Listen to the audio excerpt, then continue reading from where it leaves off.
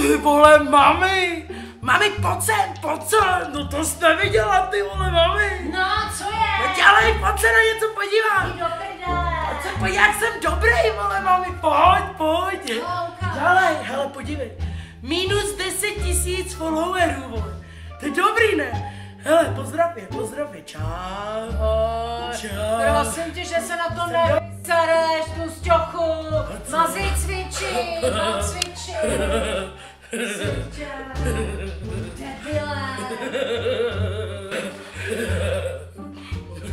Mami! Co je ty debile? Mami, myslíš, že jsem tlustý? Ty vypadáš jak bojlán, ty prase, ty čuně tlustý. Mami, uděláš mi hamburgera, nebo dva. Nasrat, hovno ti udělám, tlustý prdel. Mami! Ty má jeden.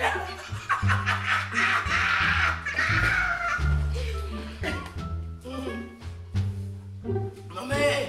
No, co je ty kundiváre? Mami, pojď, jdeme cvičit, musíme zhubnout, vole. Ty musíš zhubnout, neříkej mi vole. Mami, pojď, ty taky potřebuješ zhubnout, ty, pokud myslíš, že to mám, kurva. Tak dělej. Pojď, no, tak jdem cvičit. No, Čeká, já se na to připravím, já mám výbavu.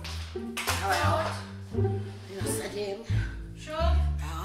Tak kliky. Na to, co budeme cvičit, mámo? Kliky. Jo, tak jdu na to. To jsou dámský.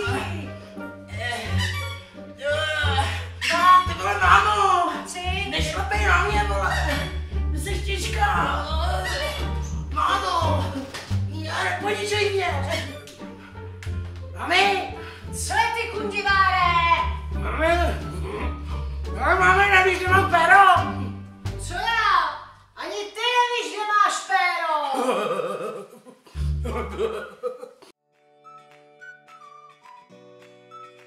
Čau lidi, tak jsem tady zase, jo, váš hoď mi, vy si říkáte sakra, hoď mi, kde to seš, jo? A já vám říkám, že jsem ve třetím pokojičku, protože včera jsem byl ve druhém pokojičku a předtím jsem byl v prvním pokojičku a také jsem byl v nultém pokojičku, jo? Ale to vůbec nevadí, a protože jsem dneska chtěl, abyste tady viděli ty žaluzie, jo, a tu bílou stěnu za mnou a taky košlnej tulipánů, tak jsem ve třetím pokojičku, jo? Tak to jsem právě teď.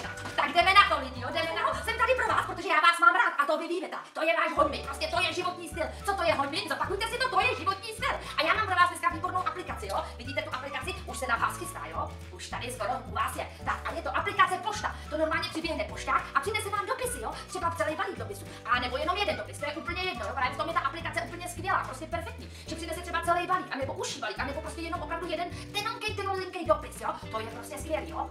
A vidíte, že třeba tenhle je růžový, a nebo tenhle je bílej. Máte ale i třeba s vánočním motivem, to je prostě největší pecka, jo? Vidíte, jo?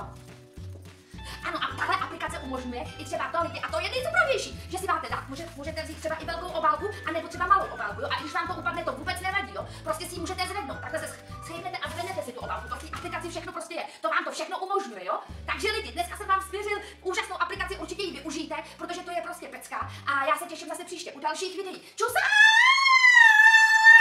Jo? Moucha, ty vole. Bože, já tak hůňám.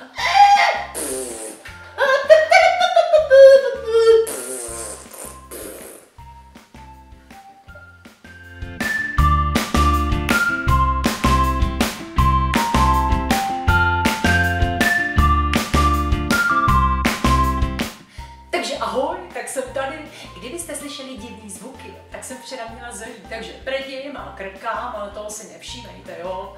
Potom ještě hůhňám, protože jsem byla trošku nemocná, no tak pořád je to. Kdybyste se náhodou ptali, protože vy se mě pořád na všechno ptáte, tak vám to radši rovnou dopředu vysvětluju, jo.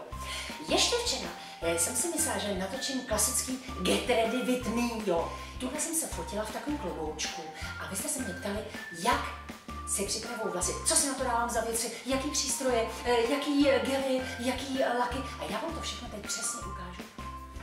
No a jdeme na to. Tak já vám teď ukážu, co všechno tady máte.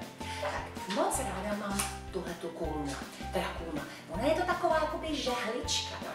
Pozor, je tady napsáno GHD a tu jsem si koupila za 900 korun přes internet. Je fakt jako jedna. Sami vidíte, že to funguje hned a ani jsem si ji nezapla.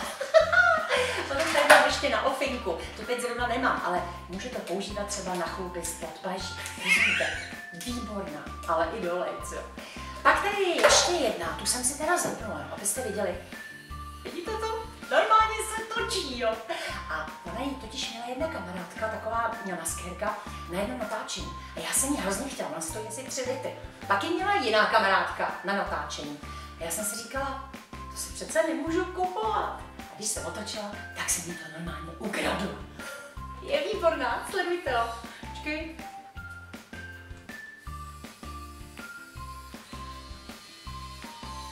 Aha. No, je výborná, sami vidíte.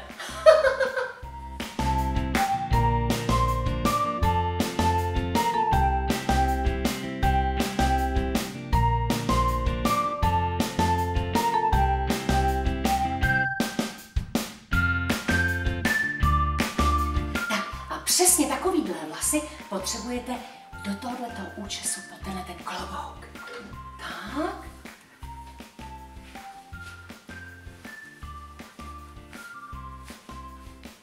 No, a je to hotový. Tak jste viděli všechno, no to je hustý, ne? Takže ahoj, krásný víkend vám přeju a příště budeme řešit, jak si udělat vlasy pod kšiltovku, protože to je samozřejmě stejně důležité jako pod klobouk. Co když je někde sundáte, že? Ahoj!